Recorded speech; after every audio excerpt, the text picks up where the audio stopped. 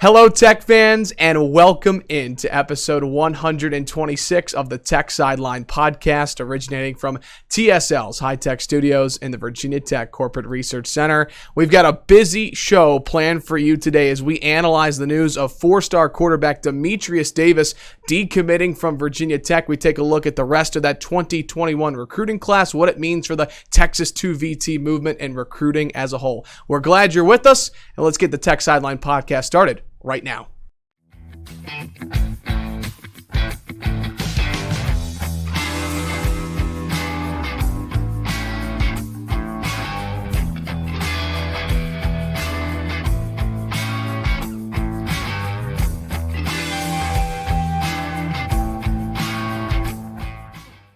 We welcome you back into the Tech Sideline Podcast. Whether you're watching live on Facebook, you're watching archived on YouTube, listening on Apple Podcasts or SoundCloud, however you consume the Tech Sideline Podcast, we are so glad you could join us as we record on Wednesday morning, May the 7th. Again, we've got a lot to discuss today. We're going to break down the decommitment of Dematrius Davis, the four-star quarterback, one of the top dual threat quarterbacks in the entire country. We'll talk about that, the impact it has on the rest of the 2021 Virginia Tech recruiting class. We've got our crew back together today on the podcast. Of course, we've got our managing editor, Chris Coleman. We've got the best producer in the land. Yes, he is, Malcolm Stewart. And we've got our founder and general manager, Will Stewart. I am your podcast host, Evan Hughes. We're brought to you by the Fisher Law Firm. And Will, I know that Jonathan Fisher, his team over the Fisher Law Firm, they've got a special going on right now here in the month of May. Yes, as we've pimped a couple of times on the podcast before, Jonathan is doing an estate planning special. If you do your estate planning with Jonathan and his staff, you will get a free TSL Pass subscription. And he and I have been communicating. A lot of people are taking advantage of that. I think some of us are having those kind of thoughts these days, unfortunately. And I definitely plan on doing it. And I don't know if it's legal to say that, but I'm going to take advantage of that. Of course, I get a free TSL Pass subscription anyway, but what I'm saying is I'm going to get Jonathan to do my estate planning. It's a pretty good incentive. I think people should take you up on that. You get to read great content from Will and Chris and all the other great stuff we have up on techsideline.com right now. Friends, it's great to be back with you. It's been a while since I've gotten to sit in this chair and look to my left and see Chris and look straight ahead and see Will. We've got a great show planned for today, but as always, how are you guys doing on this May the 7th? Well, when I got home yesterday, it was 48 degrees. It was raining. The wind was blowing. Freeze warning tonight. I'm supposed to be overseas, and instead I'm spending my days watching 40-year-old men freak out over 17-year-olds making their college decisions on the internet. So I'm doing great. That is all correct. Thanks for asking. That is all correct. Chris has a workout later today. I can just feel that he's going to just let out a lot of energy today. It's going to be a good workout. Today we're going to push 2 cars. So it's funny. I was actually going to bring up the weather because I've been here for the weekend coming back from Richmond, and it's just unbelievable. It feels like it could be February or March, to be totally honest with you. I mean, it's just it's terrible. Mid-40s, mid-50s. I was telling Will the other day, you see people retire to Blacksburg. Why would you do that? Why would you do that to yourself? So for me, I've actually put off lawn mowing a couple of times because it's too cold and windy. So that's my take on the whole weather thing. So a little bit of housekeeping. With somebody on the last podcast that Nick Brown hosted for us, somebody said in the YouTube comments, "What happened to the other MC?" So what the other? You're an MC. Do you know what MC stands for, by the way? Like MC, like an event? Like you're the MC? Yeah, absolutely. Yep, you MC an event, you're the keynote. But do you know what MC stands for? Master of Ceremonies. I did know that, but I would have gotten it wrong if it was asked me on it. I did know that. So the story there is that Evan has been chained to his house in Richmond for most of the time. So that's why Evan hasn't been here as much. And I was planning on having Nick fill in during the summers anyway, because one of the things that happened last summer was, the podcast had a fair amount of momentum, and we weren't really able to do them during the summer because you're up in Minnesota. So when Nick announced that he was going to go to Tech and go into Bill Ross' program, I thought, great. Yeah. We got a local kid. He's from Radford. He can, hit the ground running and start doing the podcast, and we keep it going during the summer. I was really excited to watch him because Nick's someone who's got a bright future. Nick is going to be the voice of the Radford Bobcats next year on 1017 WRAD here in the New River Valley. So play-by-play hosting. So podcast is in good hands with Yeah, Nick. so, I mean, nobody's getting fired or anything. Nobody's done anything wrong. It's just, we have two guys we can draw on now, depending upon who's available. Yep. So listen, looking forward to, we were talking about doing a podcast earlier in the week since I was here, and Will and I were talking about the what are we going to discuss? We're trying to get creative, and then yesterday happened, and so we have a lot to get through here on the Tech Sideline podcast. Really do want to hammer this home before we get into our discussion. Of course, we've got the best producer in the land, Malcolm Stewart, behind there. He's taking your questions on Facebook Live. We're really hoping to spend the last 15 minutes of the show answering your questions. It can be about anything. It can be about recruiting. It can be about basketball. It can be about whatever. We hope you'll drop that question. We will get to them at the end of the show. Now, one question I will head off at the pass. What happened to the giant TV that used to hang on the wall? Malcolm, can you show he's got the main shot up there. The TV quit working. We think we stressed the power cable too much, so I've ordered a replacement part for that. We think the power cable went kerflooey. And when I got around behind there and started looking at taking it down, let's just say the walls had started to lean forward a little bit. Yeah, it was about to fall on my head. Yeah, so it's just not that good. TV's heavy too. And we put it up there thinking that we would use it to, I don't know, show highlights and stuff like that. We never did it. So now we've got a picture of Reggie standing over Bryce Perkins in the 15th win in a row. So we call that picture #15 straight. I think it's a pretty good consolation to the TV. It's a great picture, It brings back good memories. So if anybody out there knows Reggie, tell Reggie to come by the office and get the picture. He can have it. We couldn't give it to him while he was a current student athlete because, NCAA violation, blah, blah, blah. But, now that Reggie's done with his playing career, although I imagine he got signed by the Cardinals. Yeah, so he's not around here. Well, he's not in Arizona either. Can't do mini camps. So it depends on whether he was home during spring break or if he stayed in Blacksburg as to where he. So if you're Reggie, come get it. If you're friends with Reggie and you can get it to him, come get it. We'll gladly give it to him because it's a really cool picture, and we know he likes his. He's put it on Instagram a couple times. Well, anyways, great picture of Reggie Floyd up there, and it brings back a lot of good memories looking at that. Was that Russian Hokie who took that picture? It was. Yeah, it's a fantastic picture. He said it was just a moment in time. Let's dive right into it, folks. What we're going to be spending a lot of time on today, recruiting at Virginia Tech. I want to mention on techsideline.com right now, Chris has an article up on our homepage right now that kind of details in depth about Demetrius Davis and the recruiting side at Virginia Tech. It's a great read. But, Chris, let me start with you on this because there has been a lot of momentum, it felt like, with this 2021 class. A lot of high aspirations for this to potentially be a top 20 class. Before we talk about the class as a whole, Demetrius Davis, he kind of felt like he was the centerpiece of that 21 class. How big of a blow is this to that 21 class? That's a big blow, but some of it will be dependent upon how he's replaced. Tech will sign a pretty good quarterback, at least in this class, I think. To me, the bigger issue was killing any kind of momentum that Virginia Tech was maybe building up in this recruiting class. I don't think Tech was going to sign a top 20 class.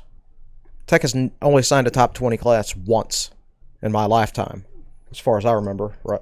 Is that way back 2001? 2001 class. Yeah, that was a great class. And that was coming off, that was a year after the national championship game. That's the only time they've been able to sign a top 20 class. And that class was being recruited while Michael Vick was still the quarterback at Virginia Tech. Right, exactly. So that's the only time Virginia Tech, no matter who their head coach has been, no matter who their assistant coaches have been able to sign a top 20 class. Yeah. So I don't think it was likely. Now Tech typically, historically, can sign around the number 25 class in the country. Right. And this isn't comprehensive, but this morning I looked, and in 2017, 2018, and 2019, Tech had the number 26, number 24, and number 26 class in the country. Right. And some of that was due to number of commitments, the number of signees. The number of signees was 27, 26, and 23. That's a lot of signees, So we'll get into that more. I didn't want to interrupt Chris.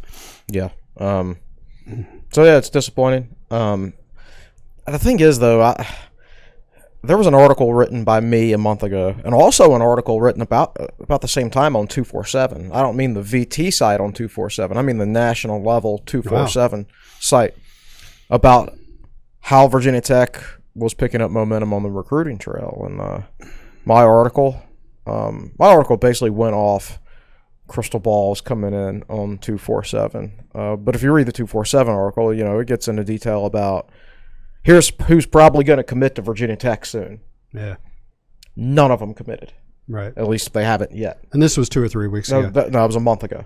Wow, a month ago. My article was written That's correct. April 7th. It was early April, right? Yeah. So I don't know that it kills any momentum. It looked like Tech had momentum a month ago, but that hasn't come to fruition. Right. One of the issues, and that's one of the issues of why I think Tech lost Demetrius Davis. He really, really recruited hard for Virginia Tech, and he just couldn't get anybody to follow him. Yeah. So let me add more specifics on that. Demetrius committed on November 13th, 2019. Very early, as an early junior in high school. Yeah. It was at the end of his junior season in high school when he committed. And a year before the early signing day. And going back in time, D'Angelo Hall did that. He committed in February. So Tech signed their 2000 class, and D'Angelo Hall committed shortly after that. Mm-hmm. And that was rare back then, but that's a really early commitment. So Davis gets on board, and he starts recruiting hard on Twitter. And it was almost 5 months before the next commitment came, and it was March 31st, 2020, and I think it was William Johnson. And there have been a couple more since then. Latrell Neville's the big one. Mm-hmm. But so Chris was talking about crystal balls, and there were several players. Landon Watson's had a bunch of crystal balls. Is Landon a linebacker? Defensive end from Hutto, Texas, I believe. Yeah, mm-hmm. Right. And he had a bunch of crystal balls go Tech's way. Philip Riley actually tweeted at the national level 247 people, said, "I know where I'm going to college." And then at the same time, the crystal balls started coming in for Virginia Tech. So basically, he tweeted at him, "I know where I'm going to college." They DM'd him and said, "Where are you going to college?" He told them Virginia Tech, and then they all went and put their crystal balls towards Virginia Tech. And then he didn't commit to Virginia Tech. Yep. He changed his mind at the last second and decided, "I'm not ready to commit." And then Notre Dame really came in at him hard. This is from an interview I was reading yesterday. He said, "When I announced that I decided I wasn't going to commit, that's when Notre Dame really came in and started recruiting me hard." So not only has this been a tough week losing Demetrius Davis for Virginia Tech, but Philip Riley, I believe, committed on, was it Monday or Tuesday of this week? I think it was Monday. Monday, probably. But so that was a 4-star from Florida that I know Tech was hard after. So. Yeah. So you're Davis, and you're doing all that work, and elite players want to play with elite players. Here's a quote from Davis. This is from a few months ago. It's from a Jason Stam article that ran on our site. "I see it as, I'm not trying to lose. I don't like losing. That's not something I've ever been a part of. I want some guys that will help win an ACC championship, win a national championship. I don't like losing, so I want the best players to come with me." This is a guy who is 37-2 at the high school level with 2 state championships. He's used to big-time football and playing with big-time players. You watch the highlights of the games he plays in, and they almost look like college games. There's a lot of very talented players on the field. Right. And he wants to win an ACC championship, win a national championship. All right, you can't win a national championship without beating Clemson, which also means you can't win an ACC championship without beating Clemson. So the only team that can beat Clemson these days is like Alabama, or I guess LSU right now. Yeah. But we'll see without a quarterback, right? So unless you have Alabama or LSU level talent, you're not going to beat Clemson, right? He figured that. I think he figured that out, or somebody told him. I think that. And I think the Tech coaching staff probably share this sentiment too. He's a big-time quarterback, and he commits and he starts playing Pied Piper and recruiting really hard for you, and the other players just weren't following. And that gets discouraging. It gets very discouraging. And what if you end up signing and you look around you and, man, you got that kind of skinny 3-star offensive tackle that signed with you. And you could have gone to Auburn and had the 5-star guy protecting your blind side. It also comes down, competition on a daily basis. These guys, these elite level recruits, they're all collecting at the same schools. They're all congregating at the same schools. And they're elite level talents, and they're practicing against elite level talent. every day, which makes them better. They can develop faster practicing against better people. So it's just there's no parity in college sports. Yeah, that's a different topic. But and I think Demetrius started to consider these things, and so let me throw some other numbers at you that I put out on Twitter. Before his decommit, Tech had 6 verbals. Okay, in the top 50 of the 247 composite rankings, only 4 schools had fewer than 6 verbals.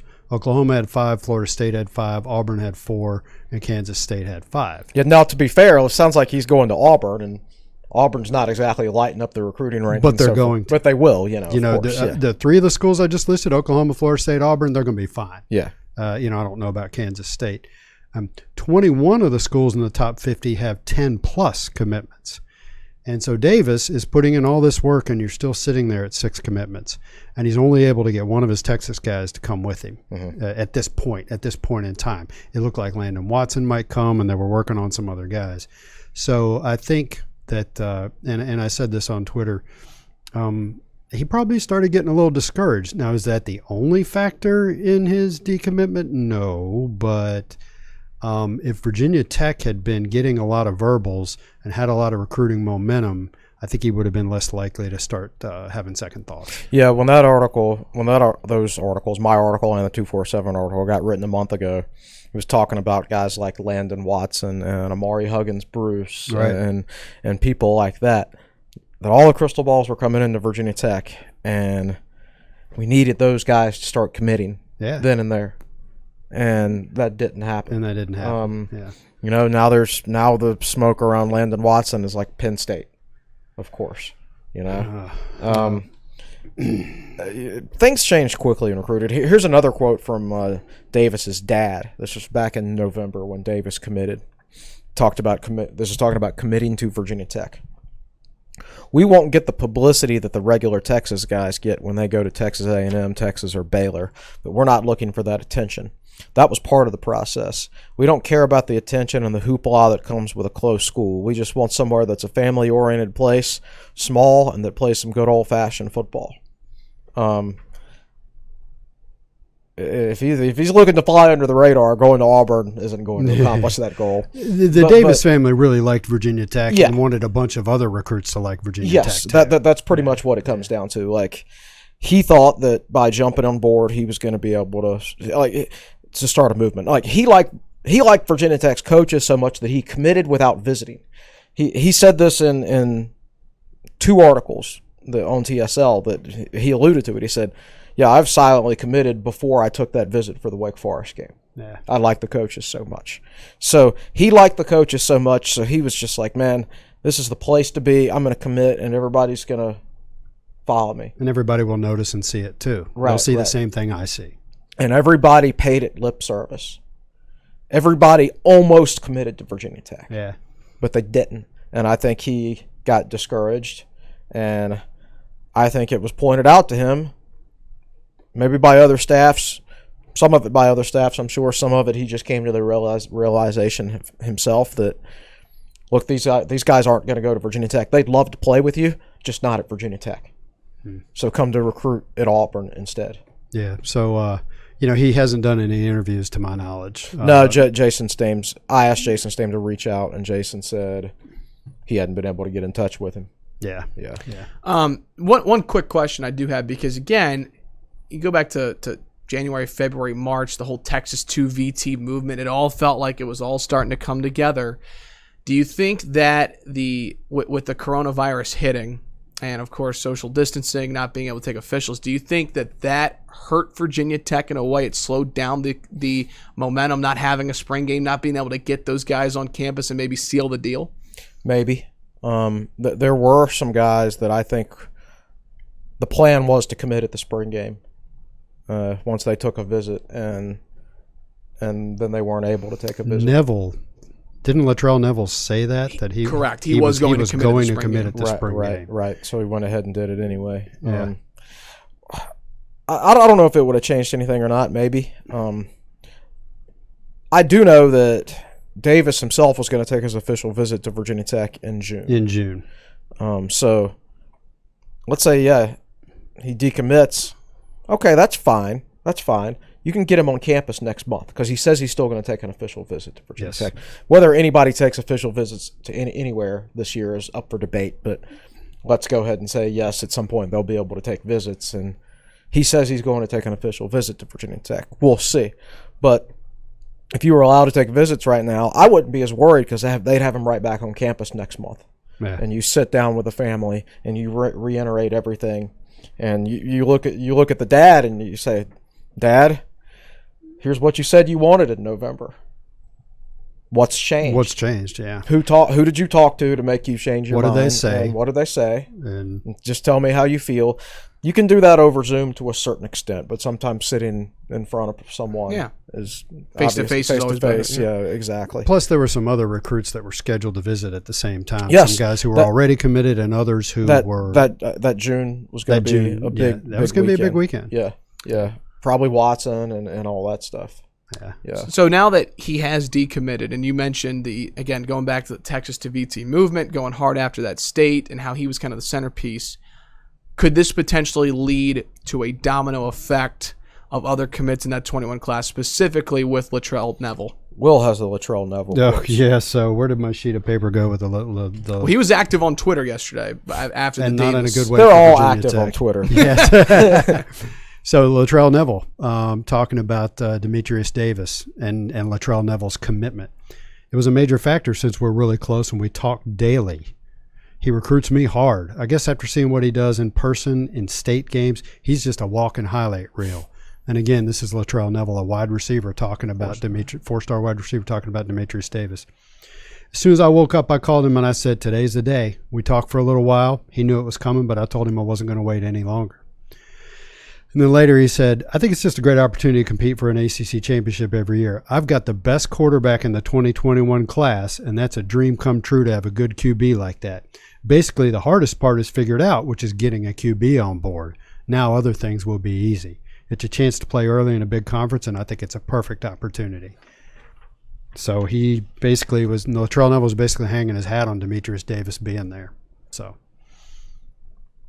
But in terms of, again, I think Ox even tweeted this, that Virginia Tech at the time in one poll went from 21 nationally, ranked 21st, to 51st after the decommitment. Yeah, in the composite rankings at their peak, Virginia Tech was 20th.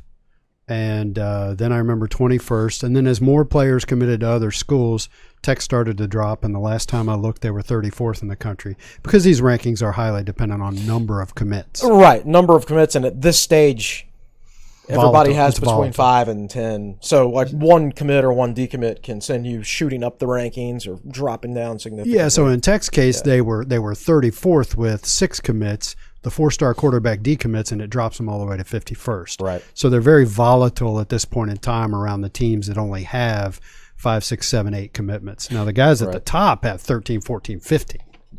The ones that are at the very top of the recruiting rankings. It's gonna be such a strange recruiting year. You've got guys right now, like, assuming they're going to be able to take visits.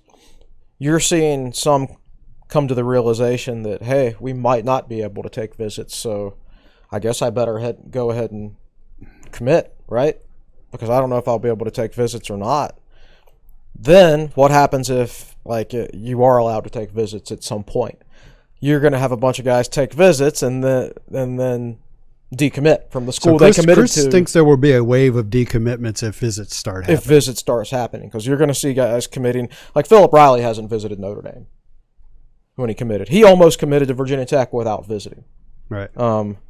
His recruitment has been a series of peaks and valleys. If I'm going to this school, oh no, I'm not. Oh no, I'm going to go to that school. No, I'm not. Oh, I'm going to commit to that school. Yeah. And this is without being allowed to take visits. So if you're allowed to take visits, there's going to be some recruitments that you think are over, and then guys are going to go out and take visits, and they're going to say, man, I probably shouldn't have made that commitment. Last question I have this, because we got to take a break after this here on the Tech Sideline Podcast, brought to you by the Fisher Law Firm. If you go on to Demetrius's Twitter page and you go to you can see the tweets, see the replies. You go to his likes. The last tweet that he liked was actually from someone who tweeted at him. Was Travion Henderson, the 5-star running back who ended up going to Ohio State, that Virginia Tech recruited hard. And it was in response to a tweet, but Travion said, quote, "Don't pay this no mind. It's all good. A lot of VT fans have been wildin' lately." Yeah. Close quote. And Demetrius liked that tweet. So, Chris, I want to pose this question because I totally understand the passionate fan base, and I understand that this is fan bases across the country, not just here at Tech. But I ask you this. Do fans tweeting at recruits have a negative impact? Depends on what you tweet at them. I do think there's a segment of Virginia Tech fan base on Twitter that is awful, and it's worse for Virginia Tech than Mac Brown. Because does more damage to VT recruiting than Mac Brown. Yeah, does. I mean, these guys get up in the morning and the first thing they look at is social media. Yeah. And I think we've blocked maybe 3 or 4 guys on the TSL Twitter ever. Blocked a guy yesterday because he quote tweeted our article about Dematrius Davis and just started blasting away. Yeah. And I'm like, man. Not at us. Not at us. But at Virginia Tech. Yeah. Yeah. So I don't want to be associated with that. So I blocked him. Right? That's people see that. Yeah. And I'm sure every fan base has their nuts, but like it's easier to overcome your online crazies if you're Auburn and you can say, well, you know, our rookies just signed $52 million worth of NFL contracts last year and we compete for national championships. If you go to Virginia Tech, they've had 1 guy drafted the last 2 years, right? So it's easy that the online craziness is easier to come. Yeah, just to overcome. Yeah, right. Yeah. So. Yeah, there are some VT fans on Twitter that I think are toxic, quite frankly. Oh, yeah. Just and Virginia Tech's hardly unique about that. So one of the things that caught my eye on a related note is that Robert Wooten apparently put an update up on Instagram. I don't even remember what it was. Now, this is the defensive end who signed last year. This is a signed Tech recruit. And he put something on Instagram, and a handful of Tennessee fans piled in, and one of them just commented at him, L, L, L, L, L, and, you know, started going back and forth with him and filling up his Instagram feed with that kind of vitriol directed at Virginia Tech. I wonder how much that kind of thing goes on to uncommitted recruits and affects their thinking. Tennessee fans have long been noted for their craziness, so to speak. It comes from winning a national championship and then not being all that great for the next 20 years or so. Yeah, and there's just something about Tennessee fans, too. Yeah. All right, I'm going to throw one more in there before we take a break. I want to spend about 3 or 4 minutes on this. We'll take a break, and then we'll get to a couple fun questions and get to your questions on Facebook Live. The NCAA has come out and basically said they are looking hard into name, image, and likeness, and that there could be it could be approved. Allowing athletes to profit off of their name, image, and likeness. Which is just something that would be totally new to college sports athletes. Will, I'll ask you this. How big of a role does this play in recruiting? You said 3 or 4 minutes, huh? I'm not sure I can keep it to 3 or 4 minutes. Just trying to keep the podcast at about 60 minutes here. So, yeah, three or 4. First of all, the parameters of what is being floated is that an athlete can endorse things and get paid to endorse things. They cannot wear the gear of their school while they're doing that. They can't wear a VT logo. They can't be announced as like Trey Turner, Virginia Tech wide receiver. Right. So let's say Trey Turner gets an endorsement contract with Shearer Automotive Group or Duncan Automotive Group. He's allowed to wear a maroon shirt and say, I'm Trey Turner. I'm wide receiver Trey Turner. And that's it. And then endorse the product. So, and then the other thing the NCAA is talking about is, I believe, having athletic departments have the contracts in hand and be able to review them. Whatever. This is going to do is bring the bagmen from the background to the foreground. So let's say that there's an unscrupulous school where a huge car dealership has been making under the table payments to athletes for years. Let's say, didn't Ohio State give somebody up in Columbus gave Terrell Pryor a car to drive around? Oh, you got in trouble for that, yeah. Yeah, you get in trouble for that. So this kind of stuff's been going on. So let's say there's a big-time booster. He's gotten rich off of owning a chain of car dealerships, and he's been paying recruits thousands and thousands of dollars under the table. Well, he's just going to pay them above the table now. So it's not different money. It's just flowing in a different way. Right. So I think I have a theory that how this affects recruiting is that the smart athletic department, and I floated this on the message board yesterday, the smart athletic department will go around. Let's say you are Ohio State. You're in a pretty big city, Columbus, a lot of opportunities. You go around to business owners. You go to that guy who owns a chain of car dealerships, and you say, hey, write me up something. And it says something like, I'm so-and-so of the such-and-such automotive group, and we're excited to work with Ohio State student athletes and have them endorse our products and our offerings. And you put together 30 or 40 quotes like that from big-time businessmen in the area, and you show that to recruits. And you say, hey, you know that car dealership, for instance, if you advertise his cars, he's talking about things like giving you an Escalade, a lease on an Escalade for free. That'll be your compensation. So you come to Ohio State, you can drive an Escalade for free, and it's all above board, it's all good. So the schools that are ahead of the curve are already saying these things to recruits, I think. And it'll be the schools with the massive staffs who are ahead of the curve because there's just more people more resources to throw at it. So there's this thing of, that means the rich will just get richer. A school like Auburn, which isn't necessarily in a large community, has a very enthusiastic booster base that they can leverage in this situation. I would counter that it's not just the rich getting richer. What if South Florida, USF is in Tampa, right? What if USF, which is typically a middle-tier school, good football program, but not top level, not a school you would think, they'll be able to pay their players, get their players great endorsement contracts. Well, they're in Tampa. What if there are some USF grads who are big-time businessmen in Tampa, and you can get them to start giving endorsement contracts to USF players, and you can start showing USF players the value of that? How much better is their recruiting going to get? It's not necessarily the rich getting richer. It's schools that can properly leverage this through staff size, dedicating effort to this, organizing it, all these things. And I don't want to be Debbie Downer, but this is not good for schools like Kansas State in Manhattan, Kansas. Probably not that great for Texas Tech and Lubbock, Virginia Tech and Blacksburg. Is Carilion going to pay Trey Turner to advertise Carilion? I mean, you got to look at it the same as job markets and GDPs and things like that. Yeah. The fact of the matter is there aren't as many opportunities for stuff like that around here. In a smaller area. And I've looked at the GDPs. I put them in a Q&A last week. The GDP of Blacksburg is compared to the Chapel Hill. Raleigh-Durham, Chapel Hill, the triangle. Right. It's like 8 times more, 7 times more. Yeah.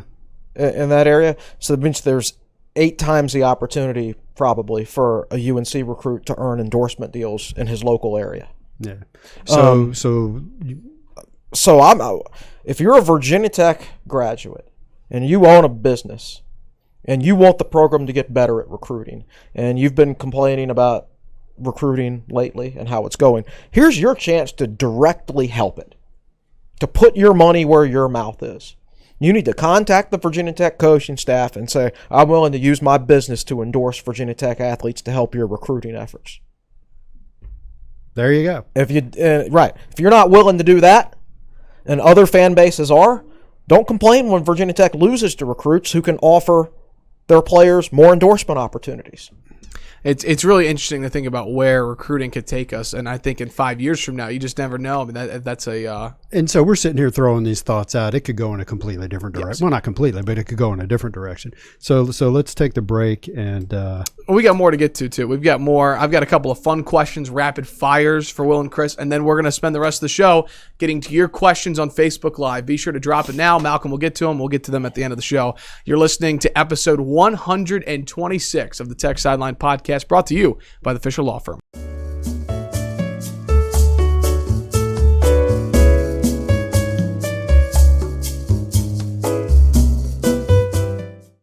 Welcome back into what I've just been told during the break is episode 127 of the Tech Sideline Podcast. That's what happens when you miss a podcast and you think that you correct it and you didn't. So episode 127 of the Tech Sideline Podcast is brought to you by the Fisher Law Firm.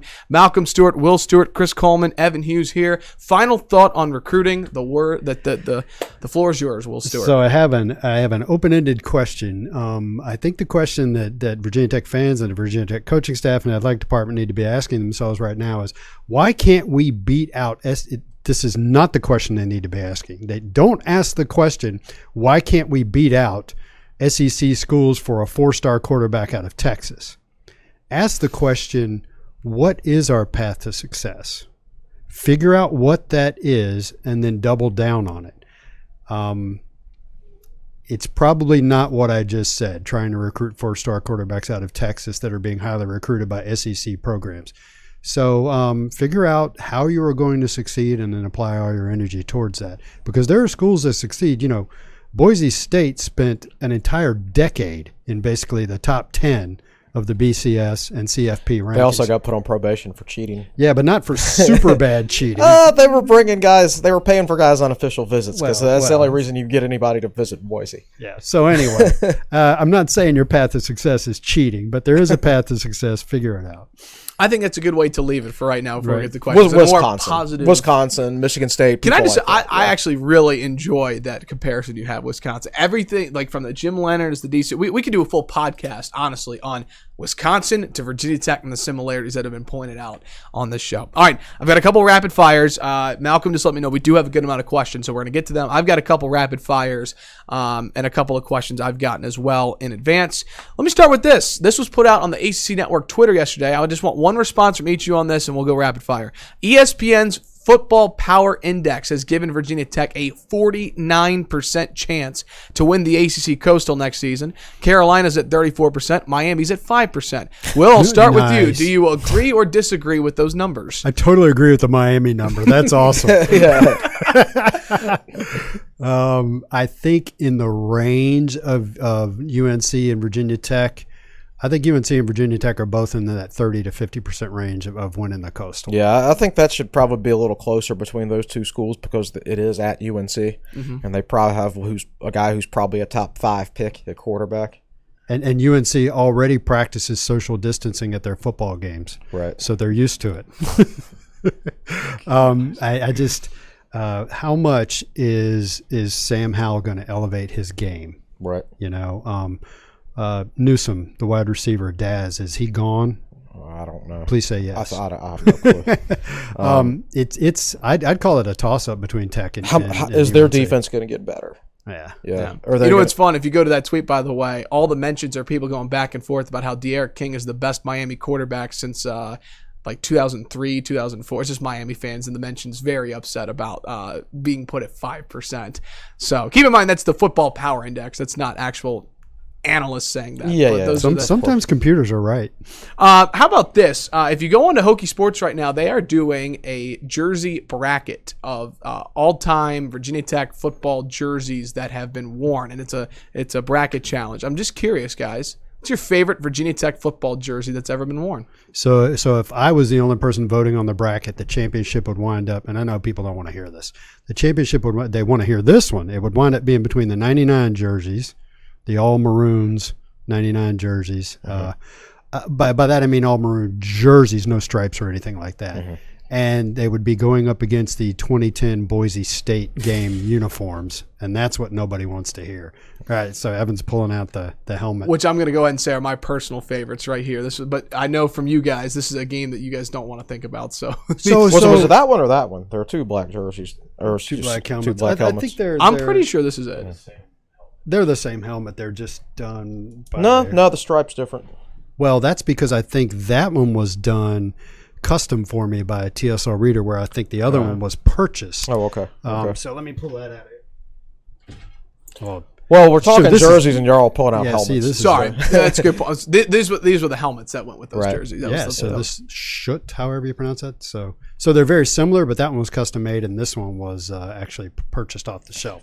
So anyway, so Clark Rulin and I were hanging out the other day, and And Clark said, the level of detail in those 2010 FedEx Field Boise State game uniforms was just phenomenal. When you got up close to them, it was amazing. And we've got pictures of Tyrod Taylor and Ryan Williams wearing those uniforms, and they just look awesome.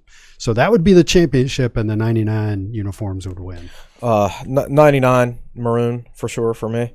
I think it's interesting if you go back to the 1990s, you can tell whenever Virginia Tech switched brands because their uniform changed. So like the 93, 94 uniforms was Russell, I believe, yeah. And then the uniforms changed 95, 96, and 97 when Virginia Tech was with Starter. And then they went with Nike starting in 1998, and that's when they went with the clean maroon, no stripe look from 98 through 2003. And I believe 98 was when they rolled out the helmet that had the first the metallic paint in it. And that was the first helmet without a stripe. Right. Very cool. Yeah. So I like 99. I'm watching all the 95 games right now too, and I also like those jerseys. I like Tech's uniforms fine now, but I think the 99 look is the best look in my opinion. So an underrated one is the 1996. I've got a football card of Jim Druckenmiller wearing this uniform. The maroon helmet, because they didn't change helmets around back then.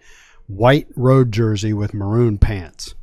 That was a really cool looking uniform. I've always liked that road uniform. All white's okay, but I prefer the white road jersey with the maroon pants. I've always thought that's a cool look. I'm actually getting a text right now from Damian Sals, who's watching, Webmaster Tech. He's saying 99 jerseys versus Boise is going head-to-head in the next round. So no kidding. You're gonna get your wish, Will. See what Hokie Nation has to say about that. Okay, a couple other rapid fires, then we're gonna get to Malcolm. Switching gears real quick to basketball. Non-conference schedule has been coming out. Home and home with Oklahoma State seems to be the marquee. Thoughts on that right now, Chris, and how that's coming together? Yeah, he's certainly he's upgrading it to a certain extent. I think Marshall's coming to Castle, so I guess that's a home and home or a 2-for-1. Oh goodness, they're playing somebody in Charlotte in a neutral site game. Is Davidson in Charlotte in a neutral site game? So it's going to be. There's still going to be some dogs on there, of course. I mean, that's just the way it is. But he has upgraded the schedule. He was asked about non-conference scheduling during this past season, because this past season's schedule, for the most part, wasn't his. It was the one set up by the previous staff, and he kind of cringed and said, "I never want to not make the NCAA tournament because of non-conference schedule."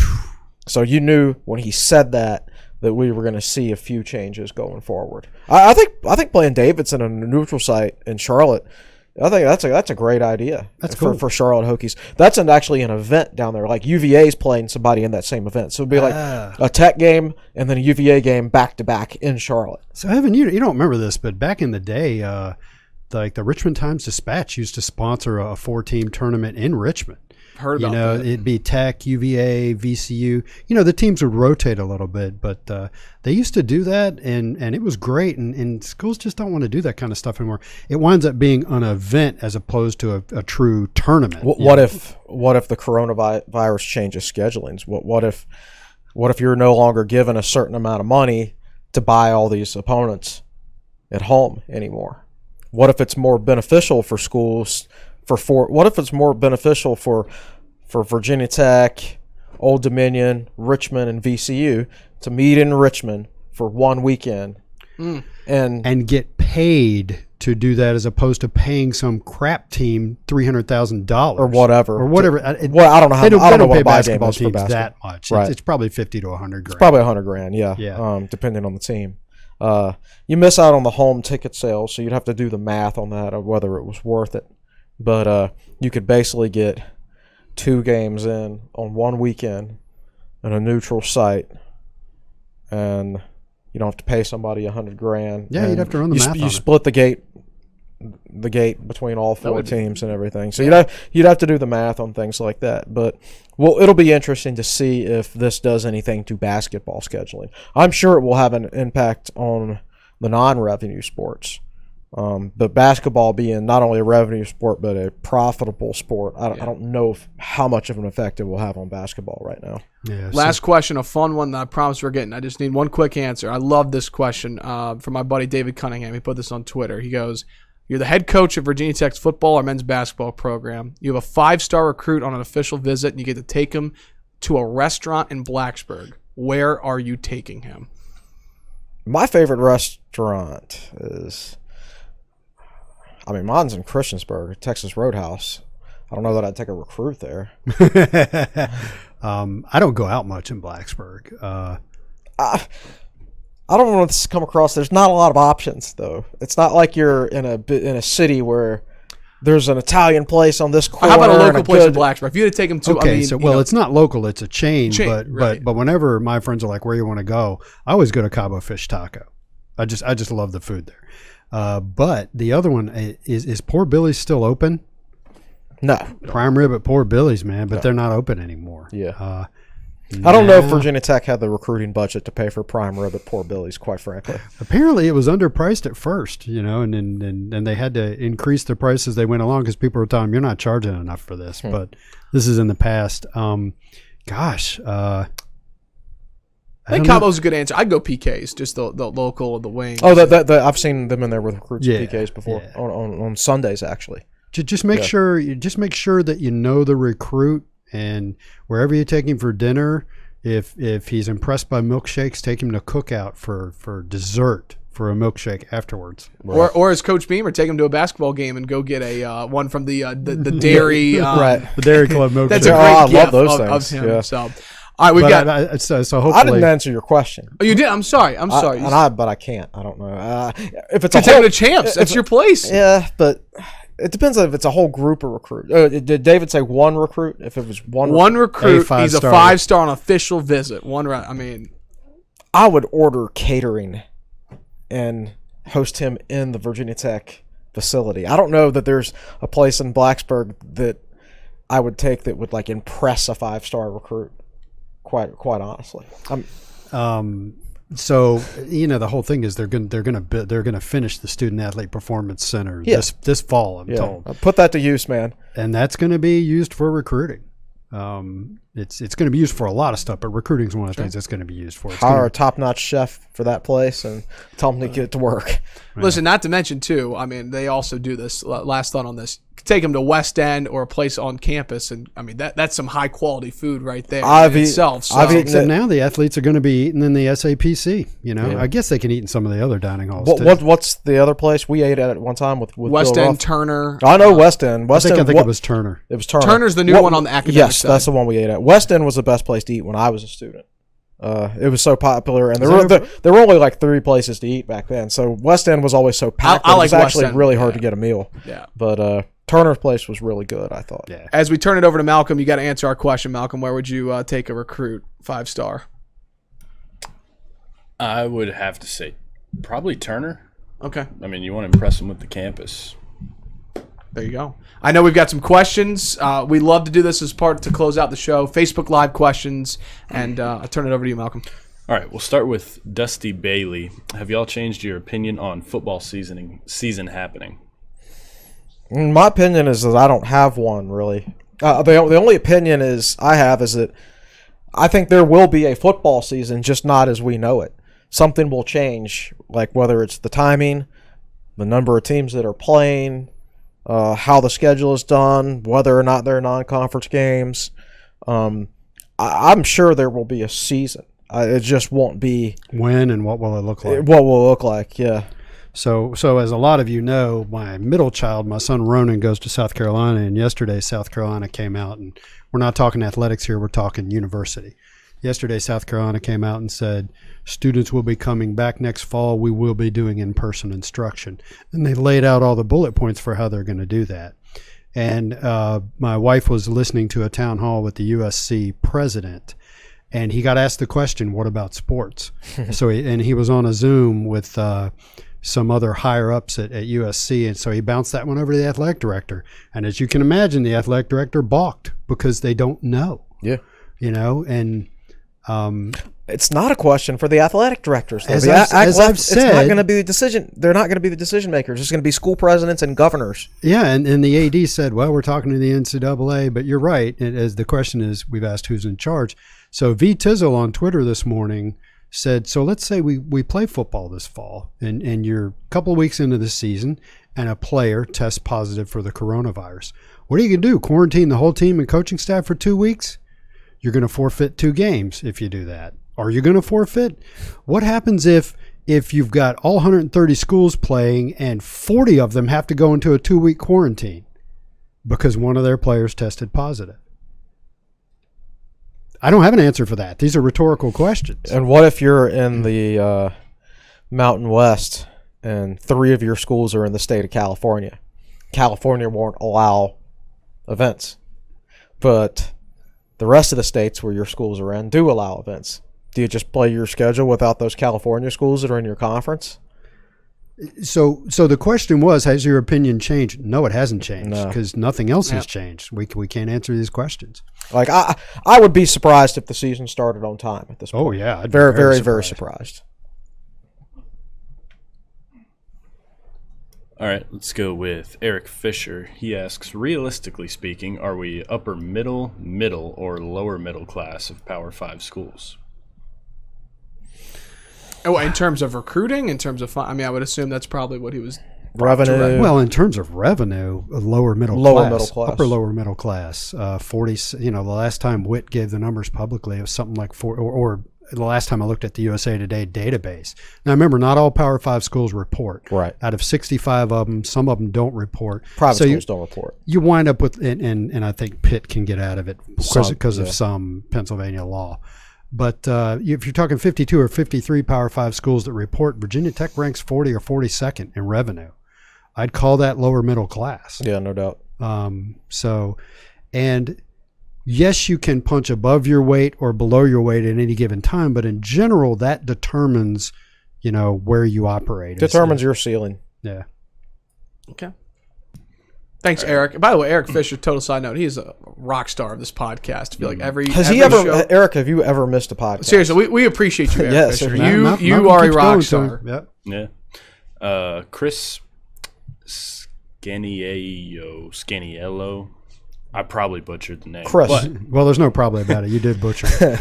do you think the culture of VT fans suggests that most businesses led by VT grads will not be willing to put up money with NIL? That's a good question. So repeat that question, please. Do you think the culture of VT fans suggests that most businesses led by VT grads will not be willing to put up money with NIL? I think Tech fans in general, if you read our boards, there's a strong view of if things aren't like they are in the good old days, and then it's just not as good anymore, right? They're not as specifically. The comment is, if they start paying the players, I'm out. Right. I'm not going to be a fan anymore. Right. So I do think the culture of our fan, like, there are some fan bases just aren't going to care. They're going to be like, fine, whatever, and they're not going to miss a beat. I don't think the Tech fan base is like that. So yeah, I don't think it helps. I certainly don't think locally you're going to find a large number of willing partners for that, in my opinion. You're going to have to get Tech business owners from like Richmond and Northern Virginia and Virginia Beach and places like that involved, in my opinion. Yeah, that makes a lot of sense. Well, for 2 reasons. Number one, I just don't think that many local business owners will be interested in it. They might be interested in it, but they wouldn't be willing, in my opinion, to spend as much money or spend the money that would actually make a difference. I'd love to pay an athlete to endorse Tech Sideline, but I can't afford a whole lot. Right. Yeah. But we're not a multi-million-dollar corporation. But maybe maybe a business owner from a bigger city would be willing to spend more money. Yeah. So, but yeah, I do think that there is a culture within the Tech fan base, not all of them, of course, but a certain subset that that will check out to a certain extent, and they won't be open to things like that. So I think an ancillary question, or maybe a different way to ask this question, is when it was announced that athletes would be able to start profiting off their name, image, and likeness, how many Virginia Tech business owners started salivating at the thought of what they could do to help?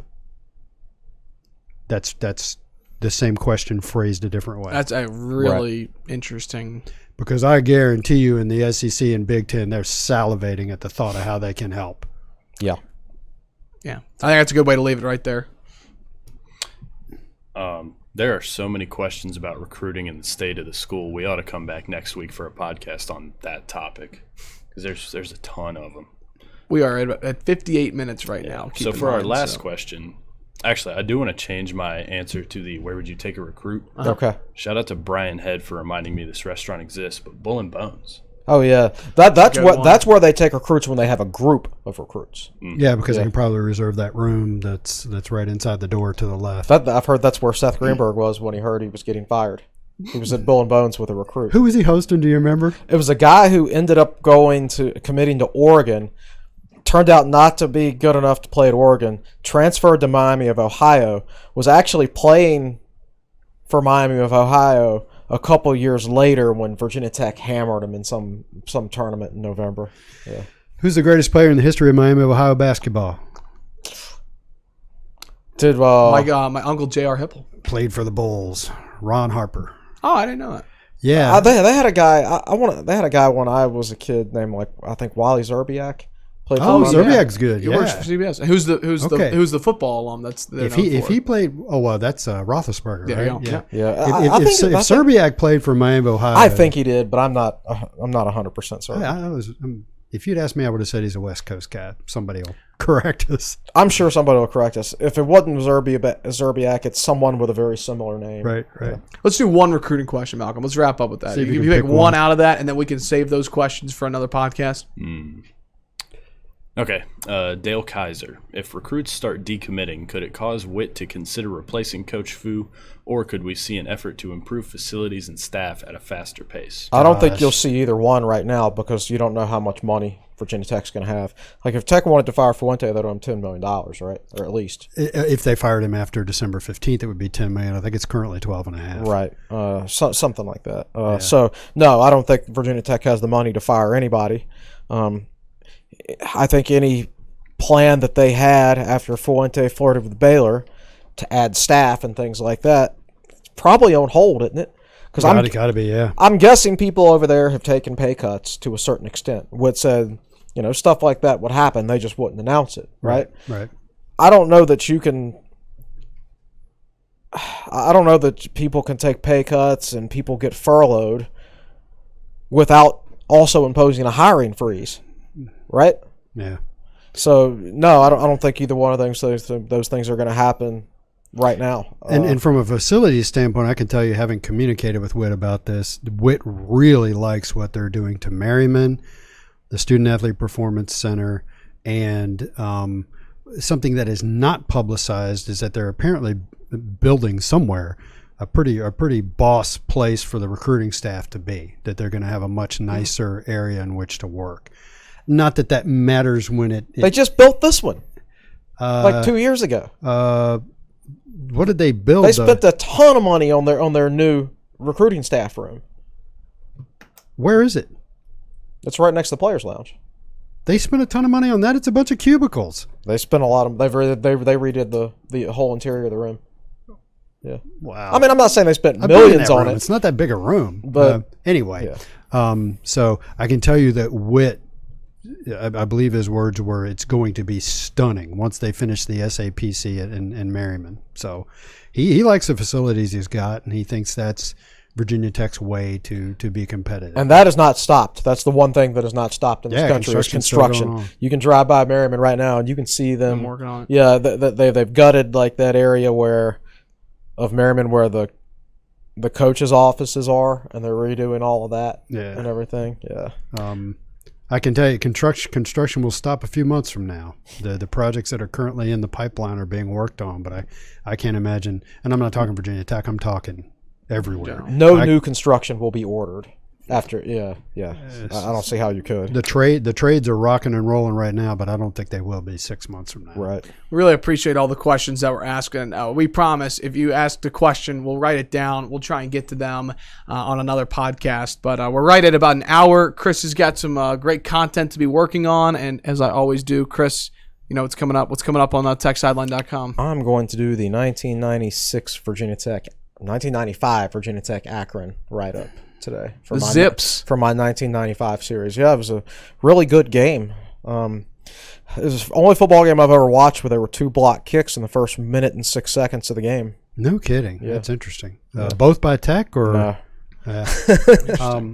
Nope. And we've also got Randy Jones's latest finances article that we need to put together. Randy has submitted it to us, and we need to put it together and run it. We've been tracking finances now since like the mid-2000s. Yeah. So, Ox, if you're out there listening, you need to hit us up. We need to get you to do some infographics for that article. We'll close the show with a laugh. Going back to where would you take that 5-star recruit? Actually, Wabisa Beatty replied to David's tweet. And he goes, quote, although it's in Christiansburg, Kabuki sold me, but in Blacksburg for me was the inn breakfast for my official visit. First time I had corned beef, fell in love ever since. Both great spots for my official. Close quote. Is he talking That's the fair. inn and conference center? Yeah. Because that's where recruits stay when they come on an official visit. So the breakfast so that makes sense. Corned beef harsh. Makes Fell a lot in of love sense. ever since. Corned beef hash got to be. Hash. Hash, That yeah. was type. I was wondering what that was. It got What is spelled. that? It got spelled corrected. Yeah. So, anyways, great podcast today, guys. I mean, great to be back with you guys. I felt like going in. I felt like it not as bad as the post Duke podcast, but the topic was not pleasant. No post Duke today. No. We'll close with this. We hope you're staying safe. We hope you're being healthy as you can be. And we thank you for taking time to listen and watch the Tech Sideline podcast. Reminder to follow us on social media. We're on Twitter, Facebook, and Instagram, all at Tech Sideline.